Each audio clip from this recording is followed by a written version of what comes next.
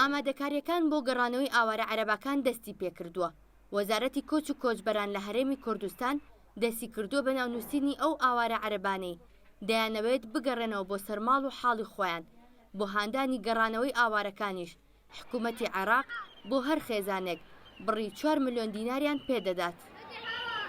هەر ناوچەیەک چۆڵ بێ مشکلەیە بۆ ئیدارەدان و پاراستنی لە کاتی شەڕا. بۆیە ئێستا حکوومەتی عێراقی پێویستی بەوەی کە ئەو ناوچانە ئاوادان کاتەوە کە کۆنتترۆلی کردوێتەوە بۆی ئیدارەی پێبدا و بتوانێت ئیستقراریت یعنی بە بەردەوامی ئاگای لەو ناوچانە بێ. ڕۆژانە نزیکەی 20 خێزانی ئاوارە مامەڵی گەڕانەوە دەکەن و پاش دڵنیابوون لە گەڕانەوەیان لە شوێنی نیشتەجێبوونی خۆیان ئەو بڕەپارەیە وەردەگرن کە حکوومەتی عێراق بۆ هاندان و هاوکاریکردن پێیان دەدات. پارەکەش گشت ئاوارەکان دەگرێتەوە.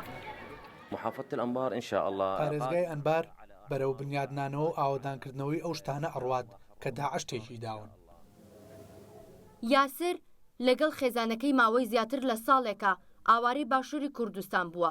ئەو خەون بەوە دەبینێ بگەڕێتەوە زێدی خۆی، بەڵام هەواڵی وێرانبوونی ماڵەکەی وای لێ کردووە کە لەژێر خێمەی ئاوارەیدا درێژە بە ژیانی بدات، چونکە بۆ چوونەوە سەر ژیانی ڕابردووی دەبێت بەدەستی پڕەوە بگەڕێتەوە. احنا عندنا داعش طب للمناطق فجر هواية. لە ناوچەکەماندا زۆرێک لە ماڵەکانیان تەقاندوتەوە. نازانم چۆن بگەڕێمەوە بۆ کارەکەم. ناتوانم لە سەرەتاوە ماڵ دروست بکەمەوە چونکە بارودۆخی داراییم باش نییە و ناتوانم منداڵەکانم بژێنم.